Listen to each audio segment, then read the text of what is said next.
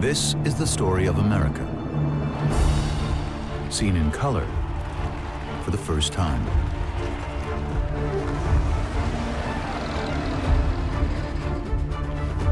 The 1930s are the years of the Great Depression. In the aftermath of the stock market crash, violence and anarchy threatened to tear the country apart. One president flounders. Be patient, be helpful. Another offers a new deal. This nation is asking for action, and action now. Bold projects inspire Americans. Hoover's G-men go after the gangsters. We should all be concerned but one goal, the eradication of crime. It's a decade of grand visions and lofty achievements. But powerful forces threaten to leave the American dream in the dust. This is the story of a nation's fight for survival, as you've never seen it before.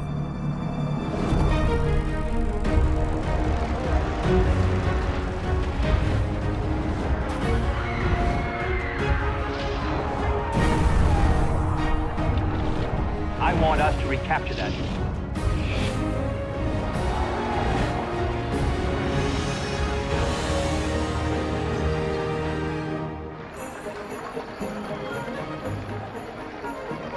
Macy's Thanksgiving Day Parade, 1929.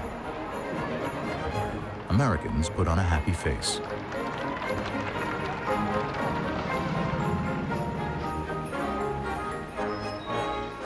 In Washington on Christmas Eve, First Lady Lou Hoover traditionally distributes toys to local children.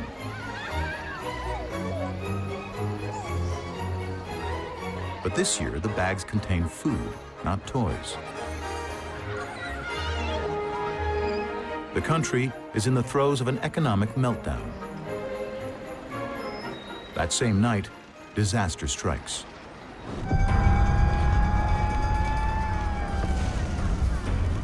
Faulty wiring sparks a blaze in the White House, leaving President Herbert Hoover scrambling to save what he can. As Christmas Day dawns, the damage is clear. The West Wing, including the Oval Office, is a burnt-out shell. The charred, smoldering ruins of the White House seem to reflect the national mood.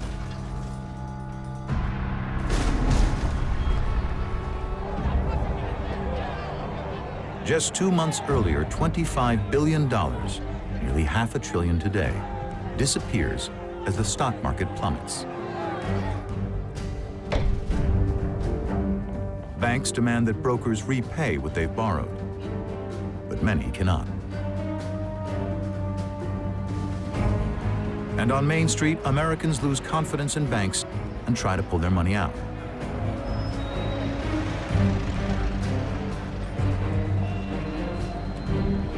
Thousands make runs on the banks, and as the new decade starts, more than 650 fail. Almost $80 million of personal savings are lost forever.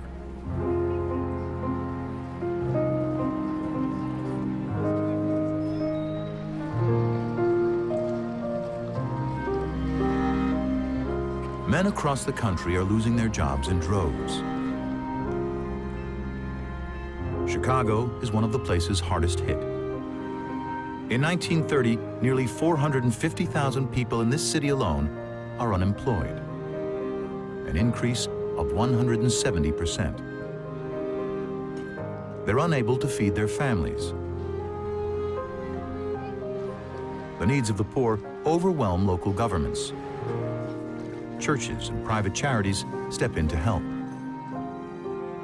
Even mob boss Al Capone sets up one of the first soup kitchens.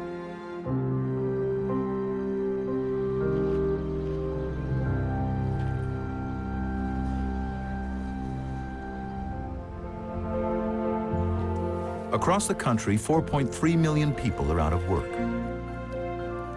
Many of the homeless and destitute tough it out in shanty towns.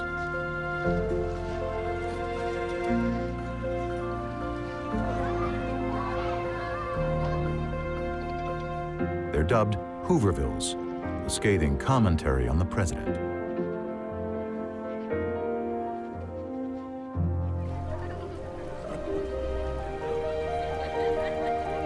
This rare home movie of Hoover teaching his grandchildren to fish was shot by his wife Lou in 1930. Hoover is a self-made man. He believes America can end the Depression through the efforts of individuals and private enterprise, and not with government handouts. And therefore I would say to the American public, be patient, be helpful, recognize the complexity and the difficulty of the problem before these servants of your combined public interest. Hoover appeals to one of the richest men in America, Henry Ford.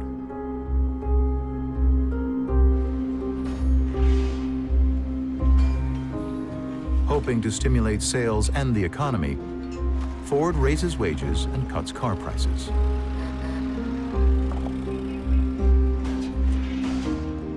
But by 1932, sales are at rock bottom, and Ford has lost $75 million. He lays off 2/3 of his workforce. In response, the laid-off workers demand that Ford rehire them. On March 7th, 5,000 gather in Detroit and make their way to the Ford plant in Dearborn. The only surviving footage of that fateful day was filmed by the Detroit Unemployed Council. At the city limits, violence erupts.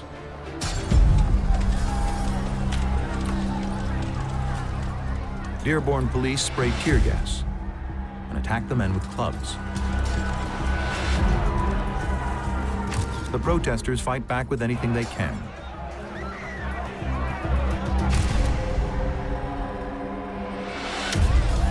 Then Ford's private security gets the nod and opens fire.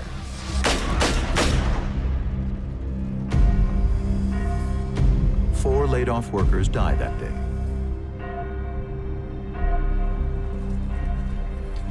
$80,000 mourners join the funeral procession. The relationship between labor and management will remain contentious.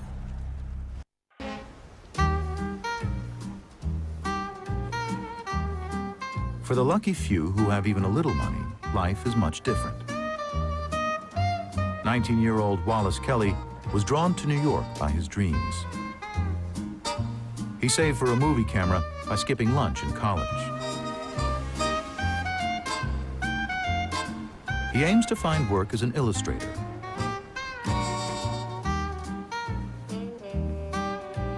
While job hunting, he captures city life during the Depression.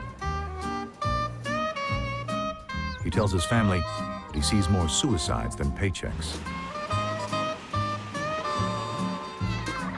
But he has enough spare cash to visit New York's playground, Coney Island.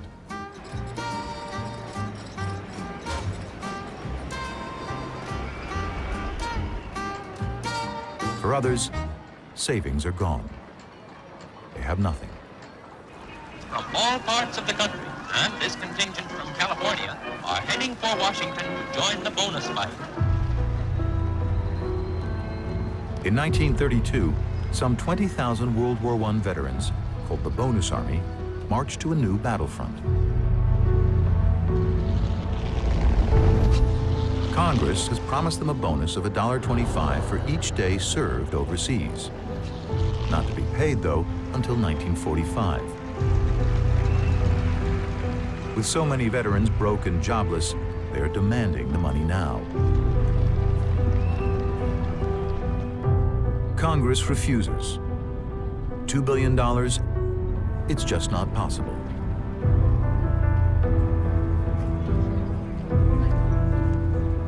But the veterans refuse to leave. They camp out in the sweltering summer heat. 5 long weeks pass. Finally, President Hoover, convinced the bonus army is a front for a communist revolution, orders the police to clear the men out.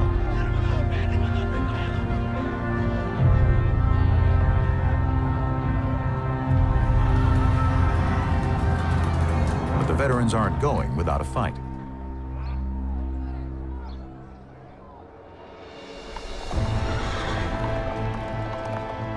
Hoover calls in the army.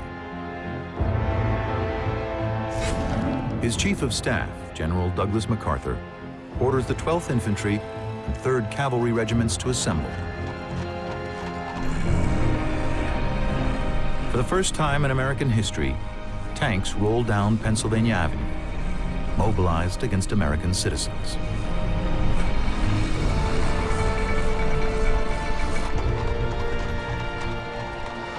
Ignoring Hoover's orders to evacuate the men peacefully, the infantry closes in on the veterans.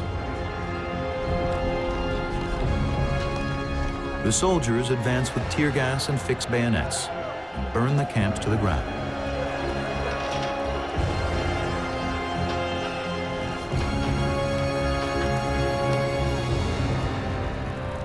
When it's all over, 54 veterans are injured and 135 arrested.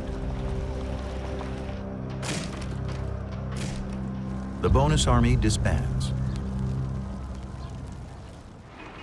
By 1932, Americans are increasingly desperate, and it's an election year. The Democrats choose as their candidate New York Governor Franklin Delano Roosevelt. I emphasize to you that the deep question in this campaign is one of confidence in leadership. Confidence in leaders. FDR offers a plan. The government will provide work for Americans. He calls it the New Deal.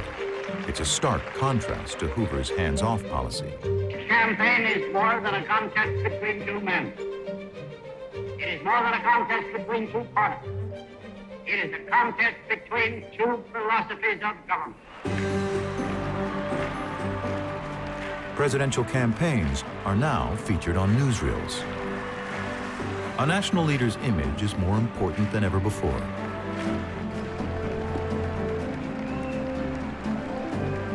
Roosevelt appears to be an energetic candidate, but actually, he has something to hide.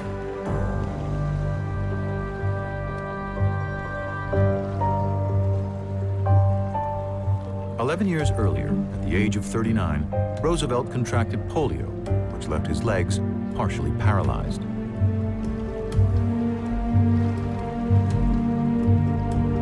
He fears people won't vote for him if they know the truth about his condition.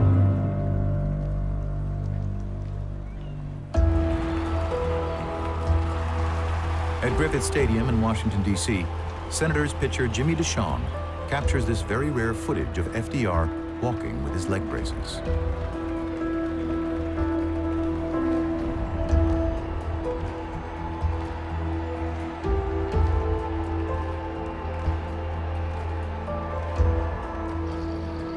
Ultimately, FDR comes to an agreement with the press. No photos of him walking or getting in and out of cars. This footage shows the security detail signaling for the cameras to cut as FDR prepares to leave his car. On November 8th, 1932, Roosevelt triumphs. It looks, my friends, like a real landslide this time. He wins with nearly 90% of the electoral vote, the highest margin to date for a Democratic candidate. But before he can even start, he's almost stopped dead in his tracks.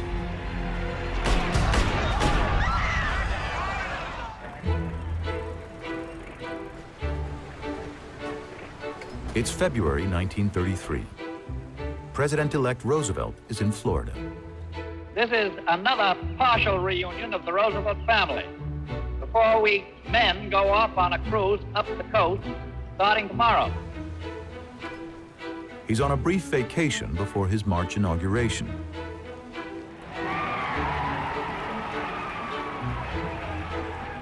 He stops at Bayfront Park, Miami, to make an impromptu speech from the back of his car. Mr. Mayor, my friends of Miami, I haven't been here for 7 years, but on my coming back, I have firmly resolved not to make it the last time. Suddenly, a man steps forward, pointing a gun. The startled onlookers suddenly realized what has happened. Pandemonium reigned. Next to Roosevelt is Chicago Mayor Anton Cermak. He takes a bullet meant for FDR and later dies. 4 others are injured. They've got him. The Secret Service man load him on the rear of the car and hustle him away to jail. Roosevelt escapes unscathed, thanks to an unlikely hero. Housewife Lillian Cross was standing next to the gunman. She swatted his firing arm with her handbag. I knew he was shooting at the president, so my first thought was to get the pistol up in the air so he wouldn't hurt any of the bystanders. The gunman, Giuseppe Zangara, had vowed to kill all capitalists. He's convicted, sentenced, and 5 weeks later, he's executed in Old Sparky, Florida's electric chair.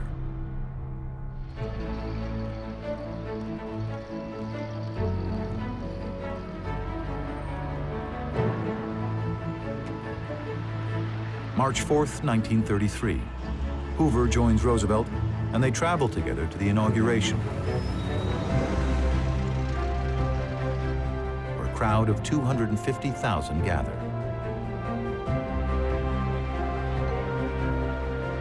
Radio announcer Norman Sweetser has a ringside seat. With his home movie camera, he captures one of the most iconic speeches in American history. Let me assert my firm belief that the only thing we have to fear is fear itself. This nation is asking for action, and action now. The president's first action is to shore up the banks. Some 9,000 have already failed. The rest are under strain. FDR orders every bank in the nation to close for 4 days. 4,000 insolvent ones never reopen. In an unprecedented move, he restocks the rest with newly minted money. The government is intervening in the economy like never before. $2 billion is printed and shipped out to the banks.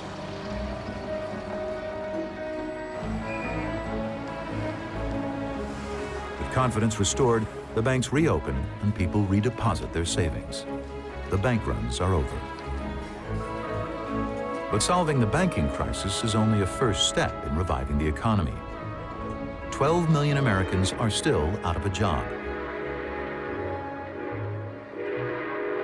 Illustrator Wallace Kelly has been badly hurt by the Depression. He loses job after job as companies go bust. Finally, he leaves New York City and goes back home to Lebanon, Kentucky. Wallace puts his dreams on hold to help his brother Oliver run the family-owned newspaper, the Lebanon Enterprise.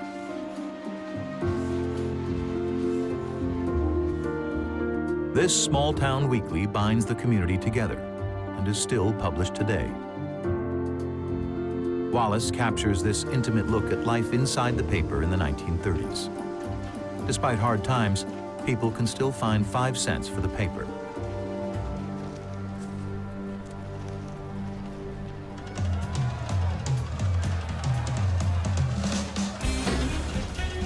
And FDR wants to ensure they have something else to enjoy: liquor. In December 1933, he announces the repeal of the 18th Amendment, prohibition. This is the first legally imported shipment of alcohol in over 10 years, arriving at the New York docks. And if ever the country needed a drink, it is now. Prohibition, which began in 1920, was intended to purify society. Instead, it spawned corruption, violence, and organized crime. By the time Roosevelt becomes president, homicide rates are at an all-time high. The public has little faith in the police. Armed vigilantes patrol the streets of New York.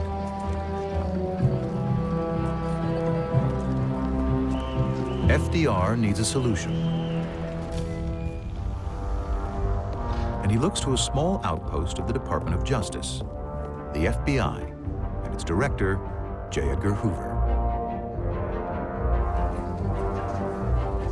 With limited powers, the Bureau's agents had long labored in obscurity.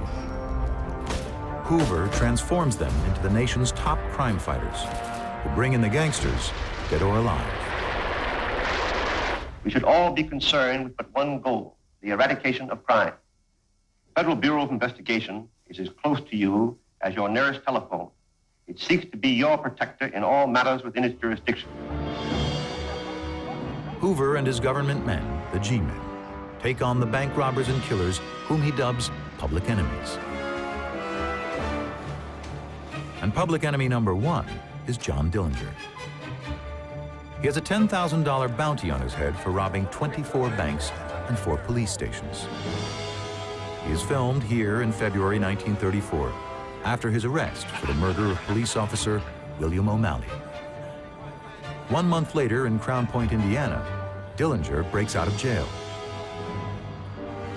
Finally, on July 22, 1934, the FBI acts on a tip. After watching a movie at Chicago's Biograph Theater, Dillinger emerges, and the G-men shoot him dead.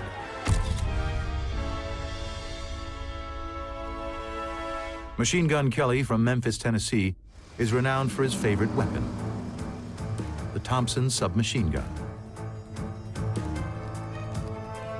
But by using the cutting-edge science of fingerprint analysis, the FBI nails him. Kelly's trial marks the first time cameras are permitted in the courtroom.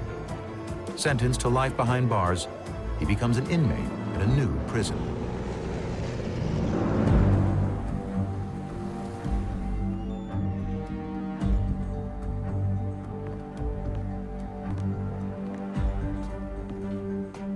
Perched on a rocky island surrounded by the dangerous currents of the San Francisco Bay, Alcatraz opens in 1934.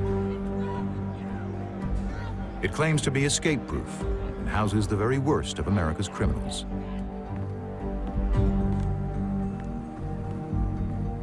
FDR's tough stand on crime is getting results. By the end of the decade, homicide rates will drop by 1/3.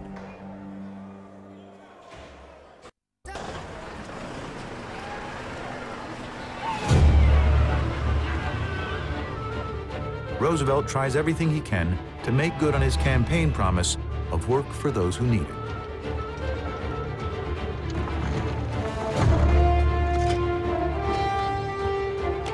He forms the Civilian Conservation Corps, the CCC, and offers jobs to 250,000 young men.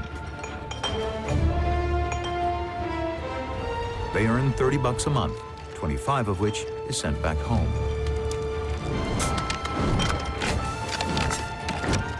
They reshape the American landscape with new roads, 800 parks, and 3 billion trees.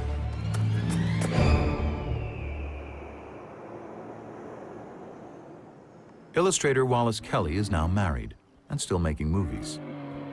He and his wife Mabel take a road trip.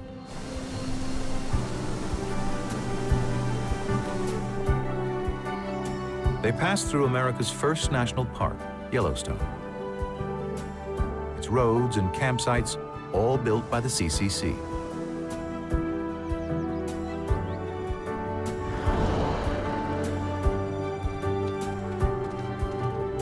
In South Dakota, the Kellys visit the unfinished Mount Rushmore, 12 years into its construction.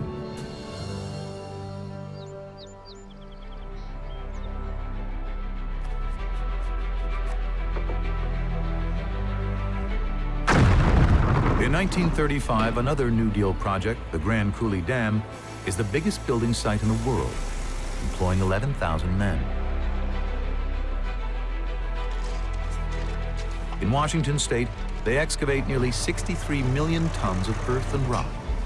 The conveyor belt, 2 miles long, transports the debris. and some 24 million tons of concrete pour into the Columbia Basin to dam the river.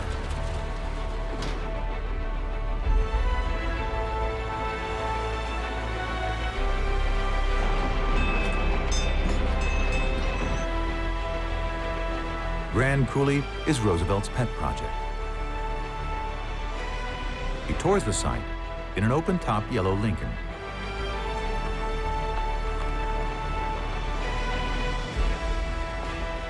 By 1935, the New Deal is delivering. America is getting back to work. Unemployment has dropped by nearly 20%. FDR takes to the radio to assure Americans the recovery will continue. Economic calamity. We have, in the darkest moments of our national trials, retained our faith in our own ability to master our own destiny. Fear is vanishing. Confidence is growing on every side. But in the Great Plains of the American heartland, pioneer dreams are turning to dust.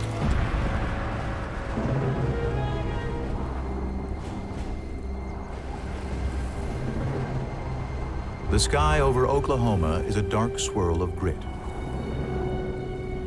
A curtain of black tears through the Great Plains.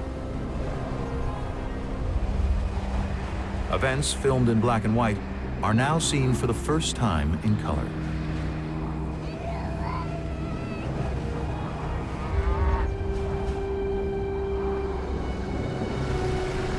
Following a devastating black blizzard on April 14, 1935, Kansas news editor Edward Stanley says the Great Plains are now the Dust Bowl.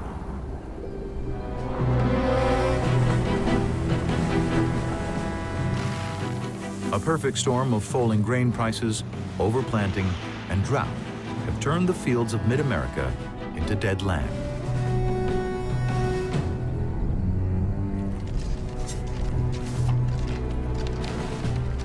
The topsoil has no moisture left to hold it together.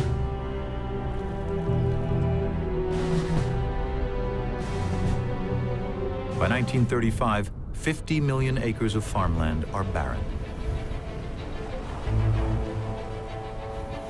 Tumbleweed rolls into fences and the dust piles on, creating huge drifts that look more like the Sahara than Oklahoma.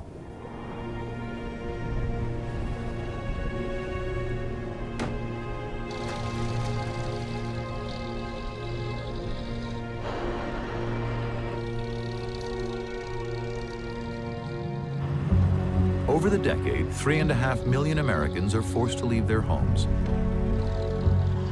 in an exodus that will inspire Steinbeck's novel, The Grapes of Wrath. It is the largest migration in American history.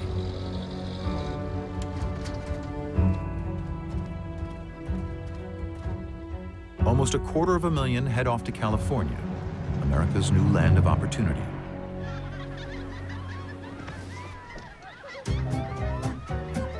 California is the Golden State.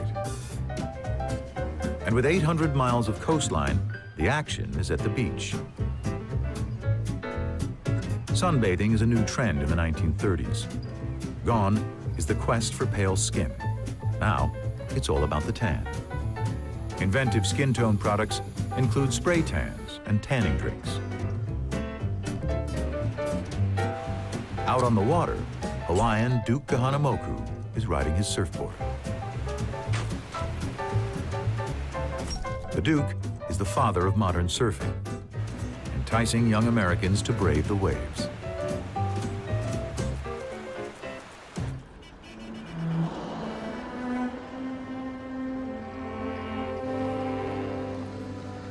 West Oakland, California is a predominantly African-American neighborhood. This is the home movie footage of one resident, Ernest Bean.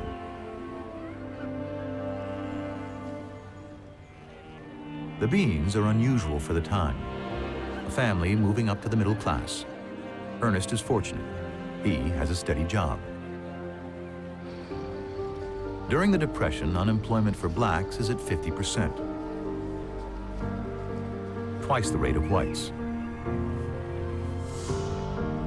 Jim Crow laws mean segregation is still widespread. Even the New Deal discriminates against African Americans. Whites get the pick of the jobs and a higher wage.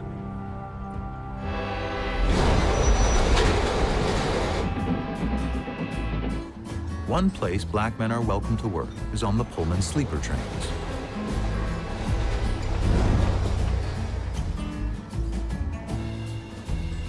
Each luxury car is staffed by uniformed porters.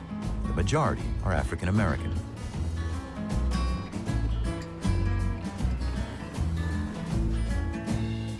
Ernest Bean is one of these porters. His job provides a stable income through the Depression, but it comes at a price. Black journalist Thomas Fleming observed, "A porter had the best job in his community and the worst on the train." Ernest and his colleagues formed the first African-American labor union, the Brotherhood of Sleeping Car Porters. The American Federation of Labor recognizes it in 1935. The Brotherhood gains better pay and working conditions for 12,000 porters across the country. In the coming decades, the union will play a pivotal role in the civil rights movement.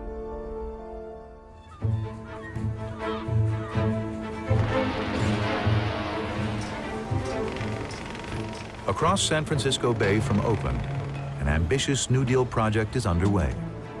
The Golden Gate Bridge is soon to be one of the wonders of the modern world.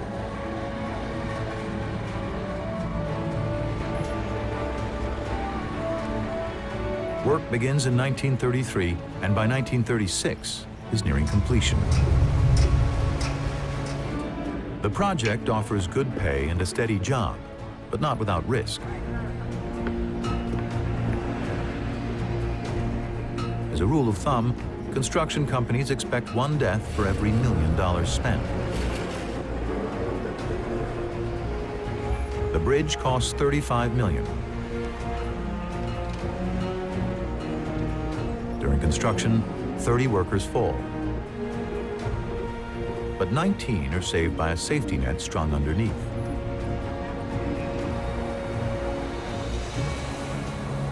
Architect Irving Morrow chooses the bridge's rich color, international orange, which he feels blends perfectly with the landscape. The first vehicles cross on May 28, 1937. At the time, it's the world's longest suspension bridge. A golden gate to a bright American future.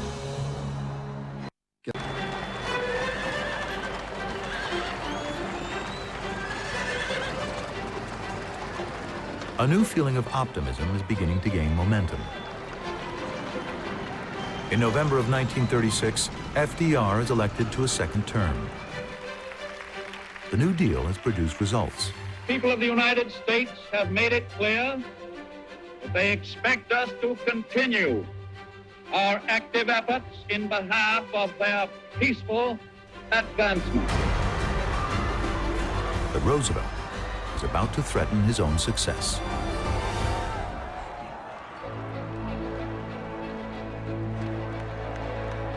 In January 1937, FDR begins his second term. The nation's production, profits, and wages are rising back to pre-crash levels. Unemployment is at its lowest since he took office. The country is coming back to life. But FDR can't take all the credit. They say behind every great man is an even greater woman. Roosevelt is no different. In 1905, he married Eleanor Roosevelt, a distant cousin. Now, 32 years later, they have 5 children and 7 grandchildren. Eleanor is vital to FDR's vision for America. She is his eyes, ears, and legs on the ground, transforming the role of First Lady from hostess to stateswoman.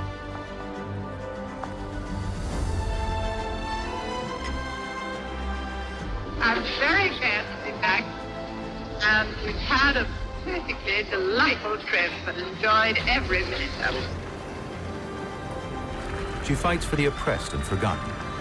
After extensive lobbying by Eleanor, FDR sets up the National Youth Administration. Those who are not employed will need more than they have needed before. Their skills have completely gone. The new agency helps American boys and girls stay in school and get vocational training. And thanks to Eleanor, it includes African Americans who have been failed by the New Deal. Her activism doesn't stop there. An ardent supporter of women's rights, she champions pilot Amelia Earhart, who in 1932 became the first female pilot to fly solo across the Atlantic. It's much easier to fly the Atlantic Ocean now than it was a few years ago. I expect to be able to do it in my lifetime again. Now, in 1937, she's planning to circumnavigate the globe in her Lockheed Model 10 Electra. Al Bresnik is there to capture the moment in a photo shoot at Burbank Airport in California. Bresnik has been Earhart's photographer for 5 years. His brother John films this recently discovered home movie footage.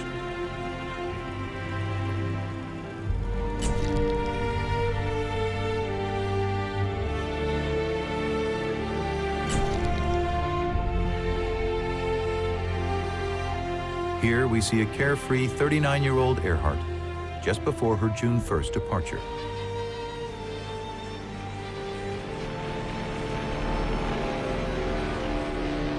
But on July 2nd, it's headline news around the world.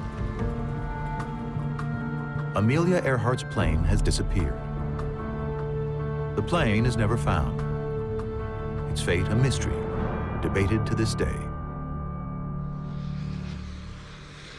But America's love affair with planes and record-breaking doesn't stop. A year after Earhart disappears, millionaire playboy Howard Hughes is about to attempt the feat that killed her: a round-the-world flight. His silver twin-engine plane cost him $200,000 to build. On board at Floyd Bennett Field in New York, a trusty crew of 4. I've been in a rush to get away from here, and I hope you'll forgive me. Oh, you bet.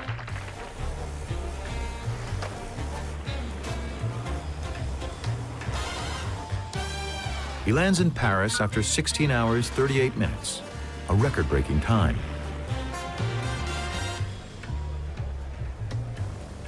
But he hasn't finished. Moscow, Siberia, all the way around the globe to land back in New York in just 3 days, 19 hours, 8 minutes, and 10 seconds, slashing the previous record in half.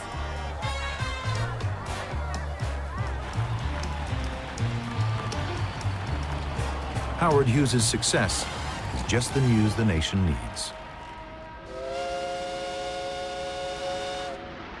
In 1937, America's recovery is dealt a blow.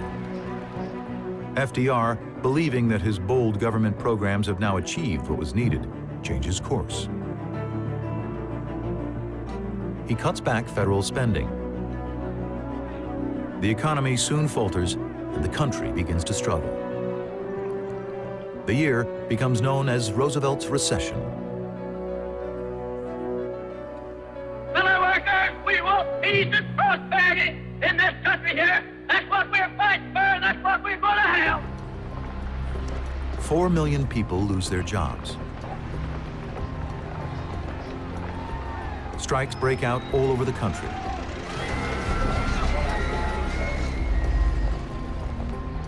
FDR quickly takes action.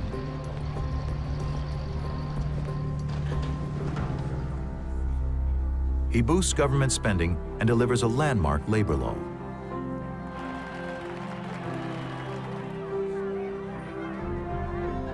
In June 1938, the minimum hourly wage is set at 25 cents. The working week, a maximum of 44 hours. And soon, both employment and production have recovered. After almost a decade of life on the brink, people start to breathe easier.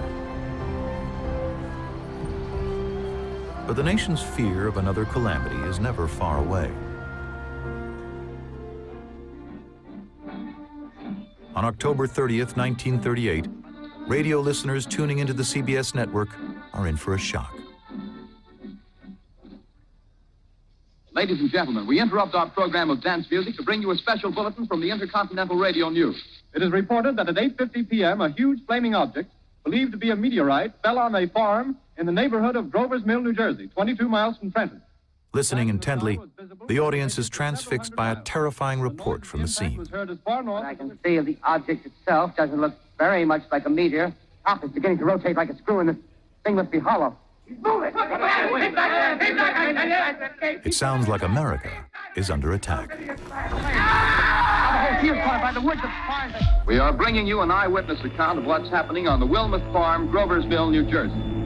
In October 1938, an estimated 6 million Americans are tuned into CBS radio. Something's happening. The constant news flashes are alarming. Eyes are black and they gleam like a serpent. The mouth is kind of V-shaped with saliva dripping from its rimless lips that seem to quiver and pulsate. The audience is terrified.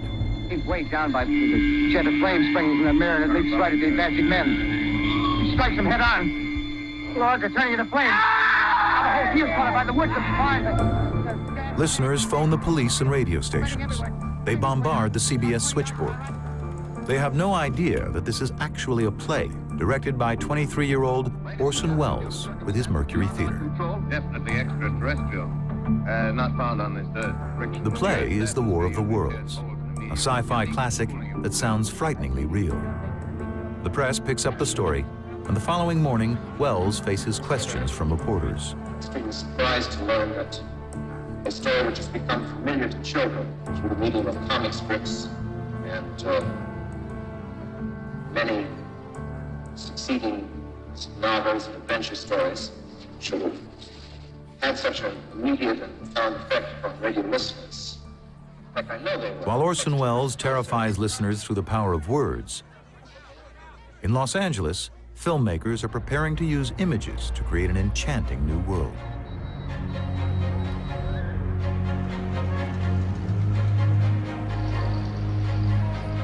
In October 1938, at the MGM studios, shooting starts on a project that will revolutionize the movies.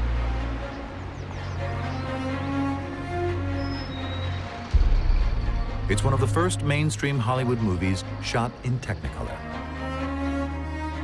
Its title, The Wizard of Oz.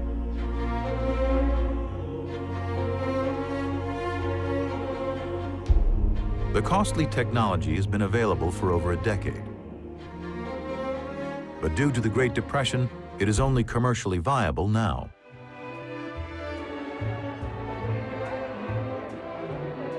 This rare behind-the-scenes home movie footage, shot by composer Harold Arlen, shows the stars on the set.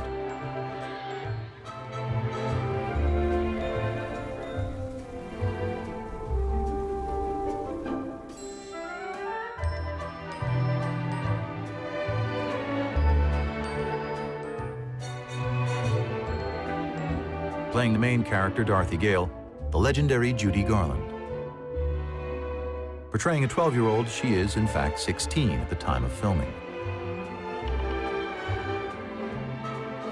Originally set to wear a blonde wig, Garland's more natural look is decided upon once filming starts. Her co-star Burt Lahr wears a costume made of real lion fur, weighing over 100 pounds. He later says, after The Wizard of Oz, "I was typecast as a lion, and there aren't all that many parts for lions." At the New York premiere on August 17, 1939, Judy Garland is accompanied by boyfriend Mickey Rooney.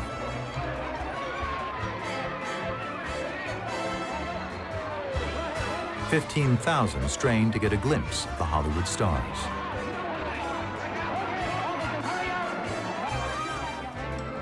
Audiences pack the theaters. But the high cost of Technicolor leaves MGM just breaking even. This story of a girl's triumph over adversity is reminiscent of America at the end of the decade.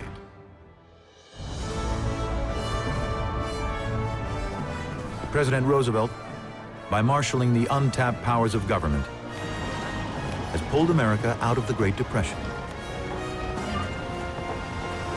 The country, pushed to its economic and physical limit, has suffered and survived.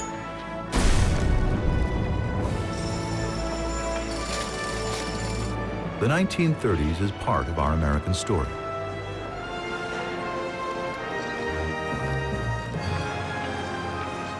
The economy, the land, and the people, overcoming adversity to make a better life.